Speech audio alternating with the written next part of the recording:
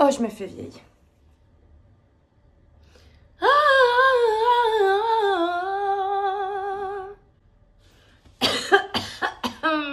Je pense qu'à force de hurler sur du SDM, de s'ambiancer sur du petit génie, bah, c'était pas du génie pour faire une vidéo YouTube le lendemain. Mais c'est pas grave, j'espère que vous m'entendez quand même bien. Ce ne sera pas ma voix douce, suave aujourd'hui. Ma foi, on aura la voix de la rockstar cracra qui descend de son jet privé. Hélas, c'était un TGV en deuxième classe. Mais je suis aujourd'hui ici avec vous pour vous faire une vidéo que vous m'avez étonnamment pas mal demandé. Vous m'aviez envoyé des DM après mon opération. En plus, on a déjà parlé du sujet dans mes lives TikTok. Si vous n'étiez pas là, peut-être que c'est que vous ne me suivez pas sur TikTok. Je vous le mets ici pour mes lives le dimanche et le jeudi généralement. Et mon Instagram où là je raconte toute ma vie, mes story time. Donc j'en ai aussi parlé là-bas. Mes stories toute la sainte journée. Enfin bon, bref, si vous voulez suivre ma vie, c'est là-bas que ça se passe. Je compte sur vous pour liker, commenter cette vidéo, abonne-toi si ce n'est pas encore le cas parce que peut-être que tu débarques sur ma chaîne et tu te demandes qui c'est cette femme avec des cheveux qui partent un peu dans tous les sens et que t'as cramé clairement le résidu de make-up qui n'est pas frais. Voilà. Et oui, je rentre de soirée maintenant. Vous avez l'habitude que je vous tourne une vidéo le lendemain d'Aja en rentrant directement de boîte de nuit et du train. Mais c'est pas grave, on est là.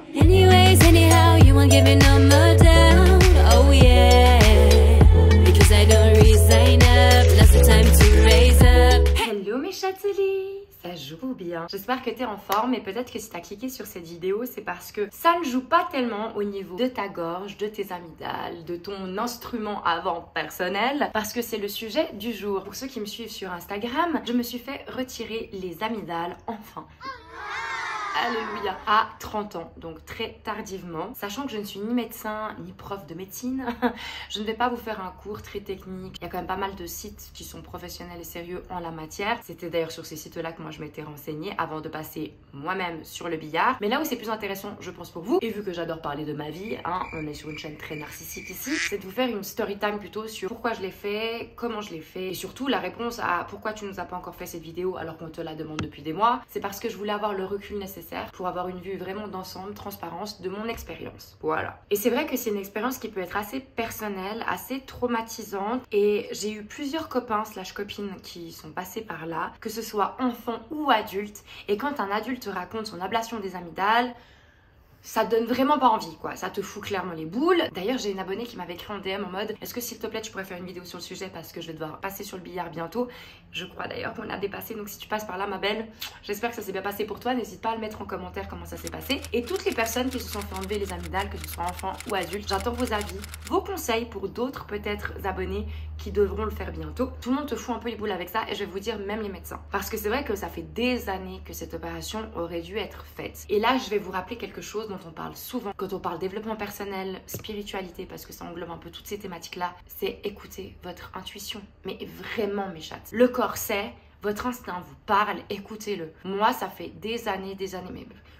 Bon, on va remonter un petit peu dans le temps pour que vous compreniez mon passé médical à ce niveau-là. Depuis toute petite, je fais des angines à répétition. Je vais en faire entre 2 et 5 à peu près par année. Souvent malade et souvent ça partait de là. Ça démarre avec un mal de gorge, un refroidissement, que sais-je. C'est une angine qui descend bien souvent dans les bronches, bim, bronchite. Et j'ai même eu la chance de me faire une petite pneumonie qu'on adore quand j'avais genre 18 ans, qui m'a laissé quelques temps des séquelles parce que dès que je faisais du cardio, autant vous dire j'en fais souvent, j'avais besoin de inhaler dans un ventolin, voilà, pour me remettre, alors que je ne suis absolument pas asthmatique. Donc je peux vous dire que pendant des mois, vraiment ça m'avait créé des problèmes de respiration, cette pneumonie. Et ça peut être bien pire que ça, j'ai déjà de la chance, je touche du bois que ça a été que ça. Alors après, pour mes petits châteliers qu'on se sait dans la spiritualité, l'ésotérisme, effectivement on peut aussi se renseigner sur les bases, d'où vient vraiment un mal, quel qu'il soit. Vos mots, ils en disent beaucoup sur votre vie, votre psychisme, etc. Et la symbolique en fait des maux de gorge chroniques est parlante. Je vous laisse vous renseigner sur le sujet. Aujourd'hui, on va essayer de faire une story time qui est plus médicale, ok, qui est sur les bases. Je vais essayer de ne pas m'éparpiller partout. Comme je vous disais, je faisais très souvent des angines. Et une fois adulte, vu que ça n'a pas été opéré enfant, parce que encore une fois, c'est une opération qui devrait être faite très jeune, le plus tôt c'est le mieux. Et puis je pense que chaque fois on se dit, on va éviter une opération, on va éviter une anesthésie générale. Moi, je n'en ai jamais eu. C'est pas rien quand même une anesthésie. J'ai pas peur de grand chose, en tout cas pas de ce genre de choses là, donc c'est pas pour ça que je le fais pas, mais je sais que ça peut avoir des séquelles, des répercussions sur son corps. C'est pas quelque chose d'anodin quoi. C'est pour ça que ma famille s'était dit bah si on n'a pas besoin de le faire, on le fait pas. Et une fois adulte, les médecins ils se disent vraiment si c'est possible de ne pas le faire, on le fait pas. Seulement au bout d'un moment, moi je leur disais faut que ça s'arrête, je vais pas pouvoir faire des angines comme ça tout le temps. Dès que je vais à l'étranger, il suffit qu'il y ait un virus en ce sens-là, c'est sûr que je le chope. Et je pense que aussi par rapport à ça, t'as une immunité en moins qui fait que t'es plus fragile et que tu vas être plus souvent malade. Et moi, c'est vrai que j'ai l'impression que toute ma vie, même physiquement, j'ai quand même souvent de la grippe, des maladies, etc. Ah, j'ai une oreille bouchée. Fuck you, Sunshine. Donc comme je vous disais, il y avait ces angines à répétition, bronchite, cette pneumo. Et là où vraiment ça a été le pom-pom sur la Garonne, c'est quand lors du Covid, vraiment premier gros voyage en sac à dos, backpack solo. J'ai pas fait chose à moitié, je suis partie quand même 2 mois en Amérique latine. J'ai chopé une première angine au Mexique. Faut savoir que là-bas, je peux aller en pharmacie et les antibiotiques sont sans ordonnance, etc. en libre service. Il me semblait m'être soignée, ça avait été mais pendant 24 heures, franchement très hardcore. Avec la fièvre, faut savoir aussi que moi j'ai une température moyenne toujours assez basse, en dessous un peu de la moyenne. J'ai le sang froid comme ça. Et dès que j'ai un peu de fièvre, c'est très rare, mais je suis très vite atteinte. Vraiment délire, je pars dans un autre monde, je ne suis plus là. J'avais appelé ma tante qui avait demandé à sa meilleure amie de me faire du Reiki pour m'aider. Je me suis dit mais comment je vais faire même avec les médicaments, je vais pas survivre, je vais crever au Mexique. Et c'était effectivement très foudroyant, très violent, mais c'est passé. Je pars au Costa Rica et je crois qu'on arrive à Tamarindo, un village comme ça de pêcheurs surfeurs au bord de la mer. Et apparemment plein de gens étaient malades de la gorge, justement des angines, de cette zone là quoi. Donc qui sait qui se le rechoppe. Et je pense que derrière la fatigue et la première vague, sans mauvais jeu de mots, ça m'a foudroyée. Sauf que, je vais vous passer les détails, mais période Covid, tout le monde est parano. Fallait absolument pas aller à l'hôpital parce que t'avais peur qu'on te dépiste et que tu sois positif et qu'on t'envoie dans un hôtel médical en confinement, payer une blinde parce que non remboursé, non remboursable. Bon bref, une tanasse, j'ai pas voulu aller à l'hôpital. À ce moment-là, j'étais plus seule. Une de mes meilleures copines m'avait rejointe parce qu'elle avait perdu sa mère. Enfin bon bref, elle vivait un truc vraiment pas facile et je lui avais dit, écoute meuf, laisse tout tomber. T'as ton propre institut en Suisse, pose tes clés, viens avec moi et je te changerai les idées. Et heureusement, la vie ne fait pas de hasard parce que tout seul, je sais pas comment j'aurais géré. Elle a été à mes côtés, elle m'a vu sombrer de jour en jour, à tel point qu'à un moment, je ne pouvais plus sortir du lit, j'étais tout le temps trempée, il fallait toujours me changer mes vêtements parce que j'avais des pics de fièvre atroces. Évidemment, je pouvais plus me nourrir et à un moment là, je pouvais plus boire. Et quand tu peux plus boire, c'est qu'il y a un problème. Dès que j'essayais de boire de l'eau, je me recrachais dessus. Et là, en fait, on s'est rendu compte que j'avais des trous, mais énormes au fond de la gorge. Là, elle m'a dit, c'est plus possible, tu dois aller à l'hôpital. Et même là, moi, j'étais, non, ça va passer, j'ai l'habitude. Non, mais ok. Au bout d'un moment, elle m'a traîné là-bas de force. J'arrive dans un hôpital, on va dire une petite clinique. Et là, en fait, directement, effectivement, grosse infection. J'ai dû avoir une perf parce que déjà, j'étais sous-alimentée en déshydratation totale. Donc, une perf. Et en fait, tous les jours, pendant une semaine, ils m'ont fait des injections dans les fesses. J'ai dit, quand je rentre en Suisse, là c'est fini, on règle ce problème. J'adore voyager de façon très roots en fait. J'aime pouvoir me barrer avec mon sac à dos à gauche à droite dans des lieux où il n'y a pas forcément un encadrement médical. C'est mort, mais c'est mort que ça m'arrive encore. Je reviens en Suisse, je vais voir un ORL. Et là il me dit oui mais en fait il faudrait que je vous voie une fois quand vous êtes vraiment malade pour voir comment ça se matérialise chez vous, ces symptômes, cette maladie. Mais en attendant on va quand même essayer quelque chose. Il me donne une décoction à base de plantes mais à faire en pharmacie. Et il me dit de me gargariser avec ça pendant X temps. Et ensuite dès que je commence à avoir des symptômes de dérangement dans cette zone là, je me le prends. Et effectivement je me suis dit c'est miraculeux parce que j'ai plus d'angine pendant X mois. Mais maintenant avec le recul je me rends compte que c'est parce qu'on était en période Covid, avec des semi-confinements à tout va, avec tout le monde qui porte un masque, avec la distanciation physique au possible. Tous les virus circulaient moins parce qu'on était un peu tous sous cloche et sous bulle. Une fois que la vie a repris son cours, et bah là... rebelote Charlotte, c'est reparti pour me taper des angines sur angines. Et l'année passée, j'ai dit non, là c'est mort parce que de nouveau je voyageais pas mal. J'avais pas envie que peut-être en tournage il m'arrive quelque chose et que ça puisse gâcher une aventure, un job, que sais-je. Donc là, je suis retournée voir un ORL que j'ai eu via ma généraliste qui était super. Quand je lui ai expliqué, il a dit ok, vous êtes sûr de vous parce que normalement ils vous informent les médecins pour vous dire voilà quels sont les dangers pour une personne adulte. Sachez que c'est une opération très douloureuse, que naï. Je dis non mais écoute, pas de problème Paul-Henri, la douleur ça me connaît, je suis pas trop une douillette. J'ai eu mon problème dentaire très grave aussi parce que comme d'habitude moi quand je fais des choses je les fais pas à moitié. D'ailleurs mettez-moi en commentaire si vous aimeriez savoir tout mon parcours dentaire, mes opérations de la bouche, de la mâchoire etc. pour mes fameuses canines incluses. Et voilà, donc je dis aux médecins, j'ai déjà eu plusieurs opérations dans la bouche et de la mâchoire qui sont censées être les plus douloureuses au niveau de l'orthodontie, les plus compliquées. T'inquiète pas bonhomme, j'ai les épaules. Donc il me dit bon vous avez l'air d'être sûr de vous, apparemment ça fait des années que vous y réfléchissez, on le fait. Manque de bol, Jean-Paul, il s'avère que pour toute une histoire d'assurance, je n'ai pas de complémentaire. Il opère dans une clinique privée, donc c'est pas pris en charge. Donc il me dit, mais là on va avoir un problème, c'est pas pris en charge, nanana, mais c'est pas grave, je vous transfère au CHUV. J'étais pas très chaude parce que le CHUV me connaît pour d'autres problèmes de santé. À diverses reprises, j'ai pas eu un bon feeling. Et là, de nouveau, j'écoute mon instinct me dit, c'est pas là-bas que tu dois te faire opérer. Je mets une story sur les réseaux sociaux et vous êtes plusieurs Suisses à me répondre. D'ailleurs, merci à vous. Ma sœur Aya, je sais que tu regardes mes vidéos, donc là, je parle de toi. Parce que finalement, j'ai décidé d'aller chez l'ORL qui a opéré Soraya, qui m'a mise en garde. Et vous êtes beaucoup à m'avoir dit, mon frère a fait ça, ma soeur a fait ça, attention à Nouche, elle a douillé. Soraya aussi me l'a dit, c'est super douloureux, tu peux pas manger, tu vas perdre beaucoup de poids, tu peux pas, voilà. Moi, ce qui me dérangeait le plus, c'était le sport. Parce qu'on m'a dit vraiment pendant un mois, pas de sport strict parce qu'il faut pas que ça pète ou que tu aies des hémorragies. Parce que si tu as des hémorragies dans cette zone-là en tant qu'adulte, ça peut être vraiment très grave. Mais donc je suis allée voir l'ORL qu'elle m'a conseillé, qui l'avait opéré aussi en étant adulte. On a parlé des différentes techniques parce qu'on m'avait dit oui, alors si tu peux, fais plutôt le laser. Ne fais pas l'ablation partiale parce que du coup, ça peut quand même avoir des problèmes. Si tu le fais, enlève tout. Donc on a parlé de tout ça. Lui, j'aime bien, il est un peu old school. Il m'a dit on va le faire à l'ancienne, je vais vous opérer moi directement et on va tout enlever. Basta cosy. Par contre, Madame Monchot, je vous préviens.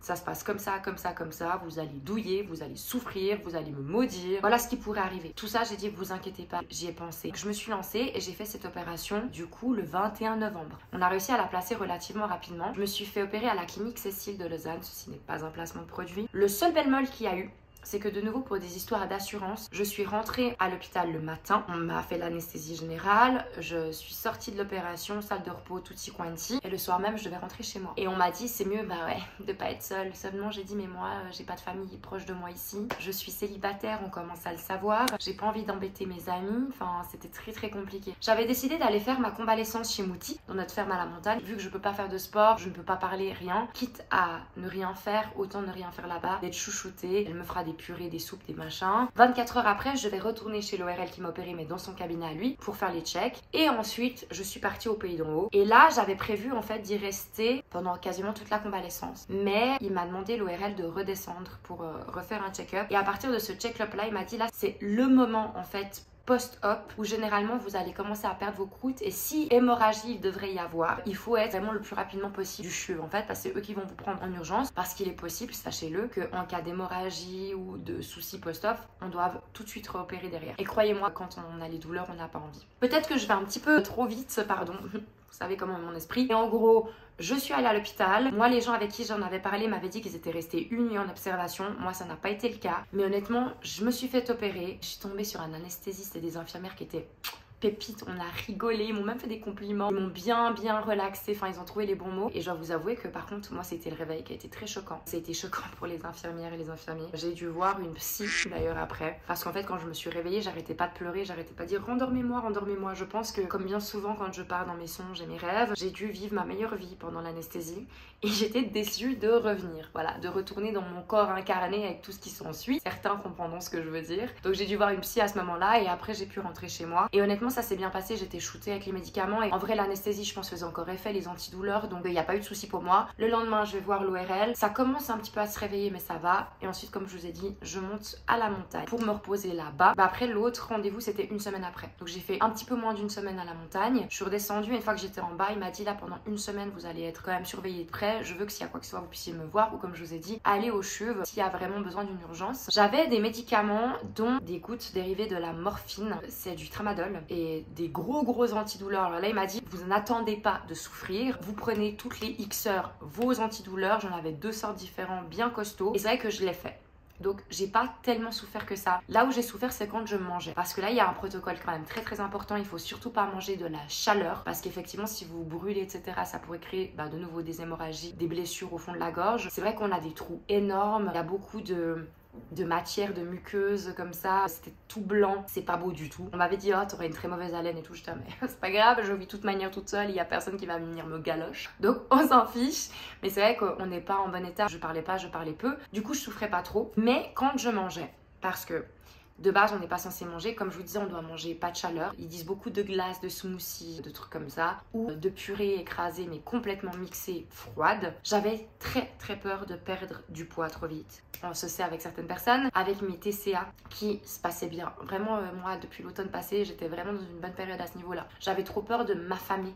Et que du coup, dès que je puisse remanger me taper des crises d'hyperphagie, de l'horreur. Donc je me suis dit, il faut que tu manges. Déjà, tu vas pas faire de sport pendant X temps. Et j'avais vraiment trop peur de perdre trop de masse musculaire, de perdre trop de poids trop vite, de me redérégler mon métabolisme et en fait, bim, de reprendre le revers de la médaille. Donc moi, tout de suite, je me suis forcée à manger. Pas manger des trucs totalement liquides où en fait, moi, j'ai pas le côté rassasiant. Mais ça, de nouveau, les gens qui ont des troubles alimentaires, ils comprendront. C'est, je vais ingurgiter des calories, mais j'aurai l'impression d'avoir rien mangé. Je vais devoir manger beaucoup plus derrière. Donc moi, je me suis fait directement des purées, des trucs écrasés. Mouti m'avait fait des petits plats en viande et tout, et c'est dans ces moments là où vraiment j'ai morflé, parce que chaque fois ça va toucher, ça va irriter. C'est vrai que la vie est mal foutue, parce que moi qui ai vraiment un problème de craving for sugar, là on me dit tu sais quoi, tu vas pouvoir manger des yogourts, de la glace, de la mousse au chocolat, ah non pas de chocolat pardon, il faut pas de tomates. En fait j'avais toute une liste d'aliments qu'on doit absolument éviter parce que ça crée des hémorragies ou l'acidité peut nous faire du mal, pas les épices, ce genre de choses. Donc voilà, je dis des bêtises pour la mousse au chocolat, mais en tout cas des mousses de fruits, des yogourts, etc. ça on peut. En fait je sais pas pourquoi le sucre me rendait malade. Il y a deux choses qui me rendaient malade. Trop de sucre tue le sucre, j'arrivais plus. Donc moi j'avais envie à ce moment-là que de viande et de légumes. Merci la vie, merci Anouchka, faut toujours être là où on ne t'attend pas. Et sinon, les gouttes de tramadol, alors oui, la morphine, tout ça, ça peut vous anesthésier complètement et ça marche très bien. Mais en fait, ça me rend malade, ça me crée des nausées. Et ce qui s'est passé au bout de quelques jours, j'allais vomir. Et croyez-moi bien, quand t'as la gorge en chantier total et que voilà, vous avez compris, avec les trous, alors là par contre, là je serrais des dents. Il y a des moments pas faciles, je vais pas vous mentir, dire ouais moi j'ai pas eu de douleur, mais comparativement à ce qu'on m'avait raconté, par rapport surtout à mes autres opérations dans la bouche, j'ai pas trouvé que c'était pire. J'ai souffert autant pour mes dents de sagesse. Moi j'ai enlevé les 4 en une fois. Je me rappelle qu'il y a des fois où je pleurais de douleur, en plus j'étais comme ça. J'ai pas eu plus mal que pour les dents de sagesse. Donc je sais pas si ça va te rassurer toi qui regardes ça. C'est une grosse opération, je vais pas vous vendre du rêve. Mais si tu suis les médicaments et le protocole, en vrai, je pense que c'est totalement gérable. Ça dépend de nouveau des gens. Mais bon, moi, j'ai eu des grosses amygdales. Parce que là où ça m'a fait rire, c'est que quand il m'a enlevé les amygdales, il m'a dit « Bon, madame, mon chou, je dois quand même vous dire que vous aviez raison. » Parce que comme ça, quand on les regardait, elles avaient pas l'air si... Alors, elles étaient irritées, etc. Mais on n'avait pas l'impression qu'elles étaient si mal en point. Et surtout, elles étaient toutes petites. J'avais pas des grosses amygdales qui sortent. Mais il m'a dit « Mais par contre, quand je vous ai opéré, c'est pour ça que j'avais des trous énormes, en fait, après l'opération. » Il m'a dit « Mais elles étaient beaucoup plus grandes que ce qu'on pensait. J'ai dû aller bien profond. Et surtout, elles étaient en très mauvais état. Il a tout de suite envoyé mes amygdales au labo parce qu'il pensait qu'il y avait certainement des cellules cancéreuses.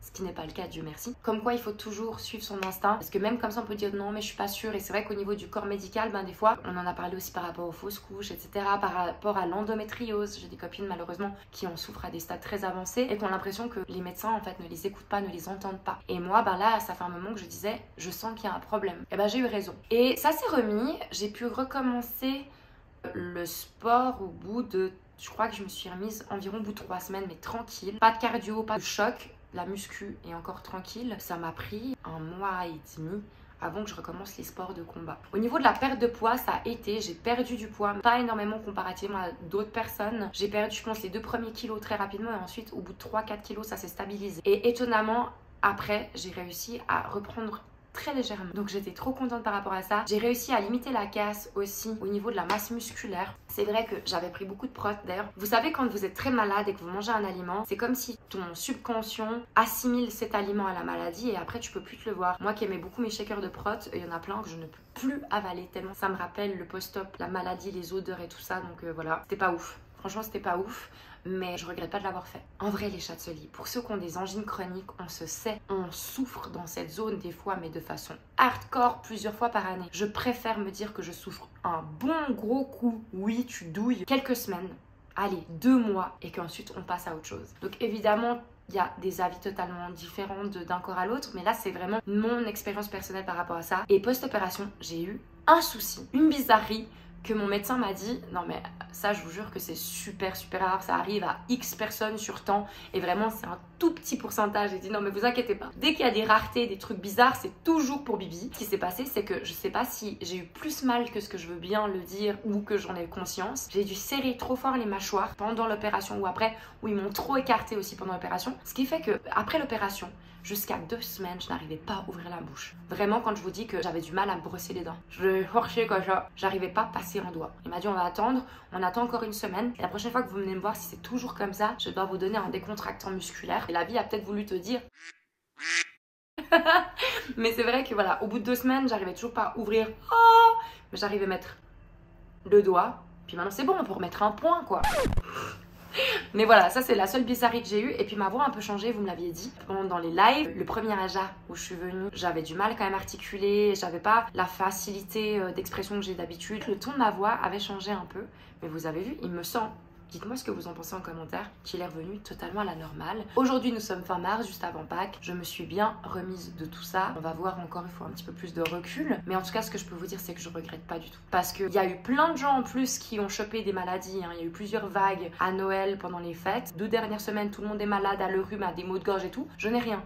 Depuis novembre, je n'ai pas été malade une seule fois. Moi, ça m'a changé la vie. Donc, je vous le dis, si c'est important pour vous de le faire, vous avez trop de séquelles. Vraiment, dans la balance, bénéfice-risque, en tout cas pour moi, il n'y a pas photo. Donc voilà pour mon expérience médicale, technique de l'ablation des amygdales chez l'adulte. Je crois que c'est tout. On va éviter de faire une vidéo non plus trop longue pour aujourd'hui. Portez-vous bien. Always be kind. Dites-moi si ça vous a plu, ça, cette petite expérience médicale, et si vous aimeriez qu'on en parle aussi pour donc mes problèmes orthodontiques de dents, de mâchoire, etc. Ce sera avec grand plaisir. En attendant, je vous dis à très vite. On se voit sur mes réseaux sociaux. En attendant la prochaine vidéo. Salut, ciao.